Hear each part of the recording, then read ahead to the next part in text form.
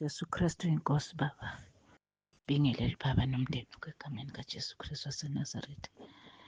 Baba, ngicela ukudlulisa ubufakazi. Ngesinye isikhathi uNkulunkulu wangembulela.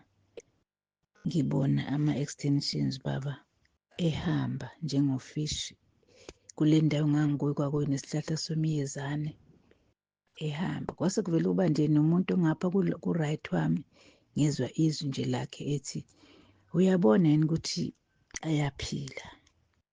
Ngayibuka lento, awu ayaphila. Ihambe lento itshuze la emanzini bisiyajika ngathi umfula uyajika iphinde ibuyize la. Bese ngiyaphaphama Baba, ngiyazi ukuthi lento ngizoyenza kanjani. Sekunesikhathi sekuye kuthi uma kuba nezinto engiyibonayo ngithi uNkulunkulu usiza mina, ulungisa mina. Kodwa-ke Baba, kwenzeka isimanga evikini lokuqala kwenyanga yona leyo Meyi.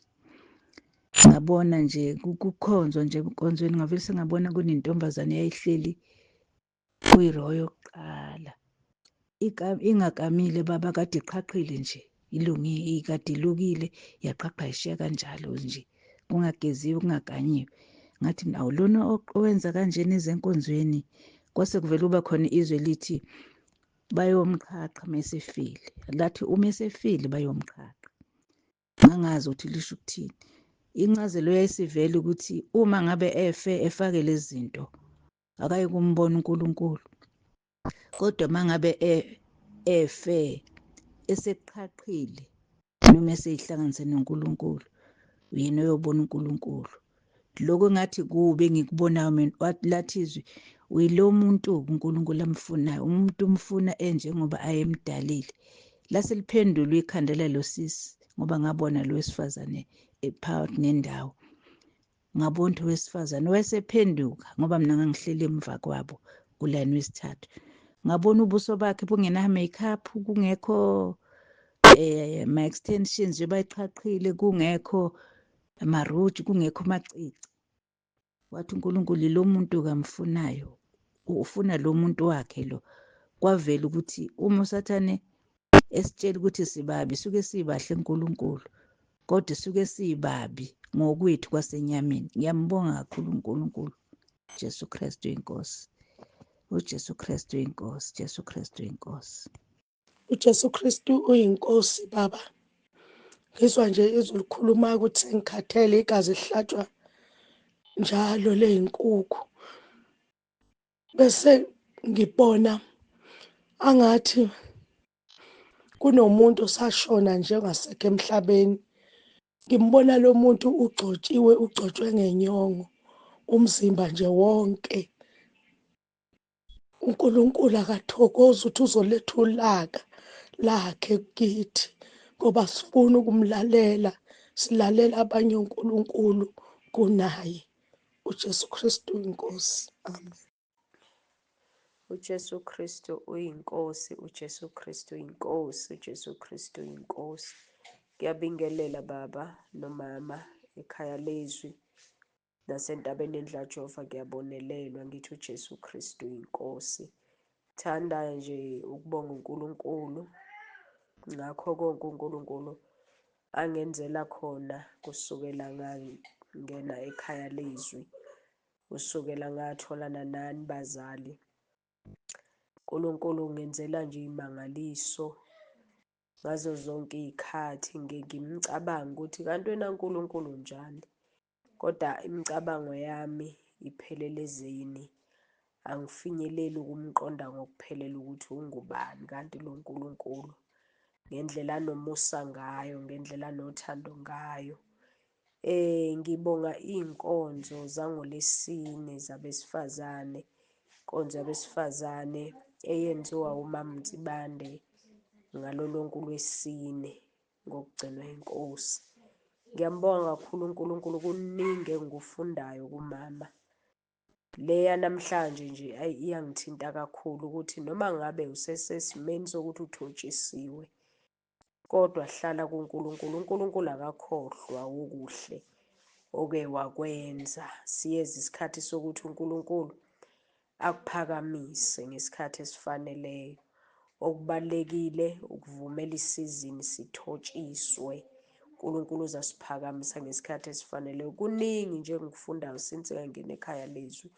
Kuningi ngendlela emangalisayo, ngiyalulekeka, ngiyakhula kumoya. Ngifunda izinto ey'ningi ezinye bekade ngingazazi ola lonke, kodwa ngibe ngizibiza ngomzalwane. Siyambonga kakhulu uNkulunkulu. Baba nomama, qhubekani nisilida endleleni ngezwi lenkosi. Siyakhula kakhulu, siyakheka. Ngingazi kabanye kodwa mina nje hayi ngiyakheka, ngizibona nginomahluko omkhulu empilweni yami. Izinto ezinye bekade ngingazazi, ngihamba endleleni engayiqondi, kodwa namhlanje ngiyayiqonda. Siyabonga kakhulu mama.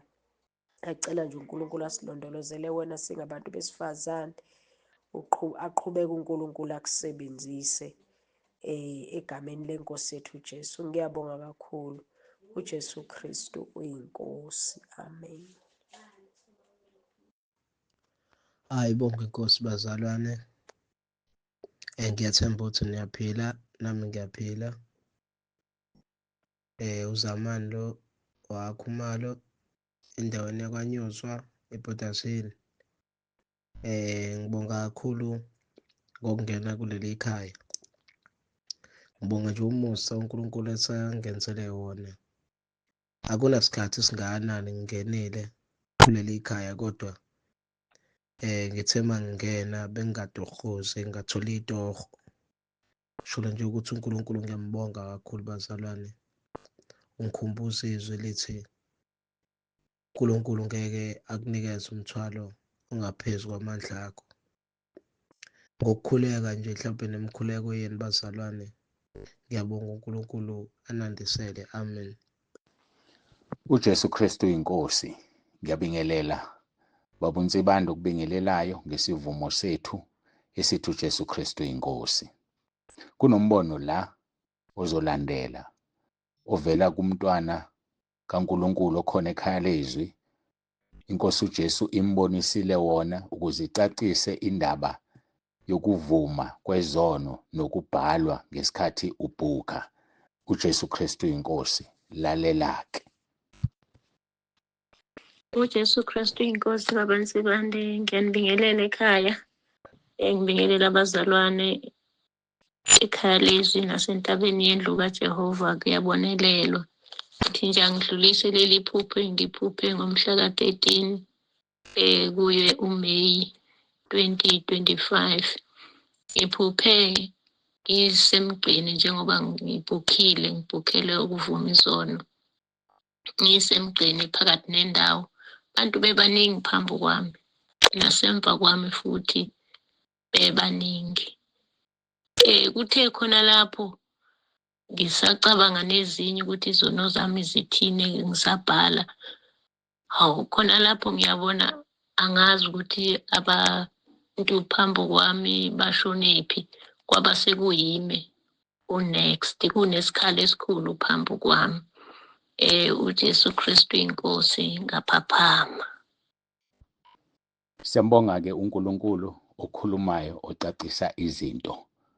Uma uzokhumbula ngihlale ngisho ngithi ulayini ufana nongekho, ngoba inkosi uJesu ikhulumile nami yathi uma umuntu esebhukhile akaqale ngokubhukha. Uma esebhukhile wathola idate, leyo date akuyona onayo noBaba uNsibande, kodwa idate enenkosi uJesu uqobo. Wenze i-appointment naye. Ngakho-ke uma uqala ubhala izono zakho uyakuthethelela. Ngesikhathi uzibhala uyakuthethelela. Uma kungenzeka ufe lungakafika usuku lokukhuluma noBaba uNsibande, uzokwenzela umusa ungene ezulwini. Kuphela wena musubhala izihloko, amatopic. Sibhala isono njengoba sinjalo, njengoba wasenza. Ubhale yonke imininingwane yaso. Ngaleyo ndlela ufana nomuntu osivumayo ngoba yena uyabona. Ngenxa yokuthi abantu baningi ekhaya lezwi, kodwa ubeke uBaba uNsibande kuphela okuyena ovumisayo noma ulungisisayo, ulayini ufana nongekho. Immediately usuthola idate, uyaqala uyabhala. Leso sono ususibhalile, uma usibhalisisile uyathethelelwa sona. Kuphela uma uphilile yafika leyo date, khuluma noBaba uNsibande ngoba kwenziwa izwi, uNkulunkulu ufuna senze izwi lakhe ukuthi vuma isono komunye ukuze akukhulekele. Kodwa ulayini ufana nongekho, ingakho lo mama okhulumayo ebona ulayini omude, uthe saqhubeka ebhala izono zakhe kwase kuyena unext, abantu bebengasekho. Why bebengasekho? Ngoba sebethethelelwe. Ulayini ufana nongekho. Laba abakhalayo abathi kukude kuhlalwa isikhathi eside, wena bhala izono zakho, qala ngokuba nedate. Mawusuzibhalile, uNkulunkulu uyakuthethelela. Mawungafa kusasa singekho isono osikhumbulayo ongakasibhali, uzongena ezulwini. Ulayini ngiyagcizelela ufana nongekho. Mawuqala usunedate, you are next ekuthenini uthethelelwe. Siyambonga uNkulunkulu okhonfemayo. Siyambonga ngendlela emangalisayo. Bekuyoba kuhle ukuba ilona loyo ahlale enedate yakhe nebhuku lakhe lokubhala izono, ukuze ngaleso sikhathi uNkulunkulu ekukhumbuza usibhale phansi isono sakho ngendlela owasenza ngayo. Usunedate ocabanga ukuthi unayo noBaba uNsibande kanti unayo neNkosi uJesu. Ngaleso sikhathi ususibhalile, uyena uyakuthethelela. Uma lifika usuku lwakho, ngiyagcizelela lungakafiki olwe-appointment, uzokwenzela umusa ungene ezulwini. Siyambonga uNkulunkulu. uJesu Kristu inkosi.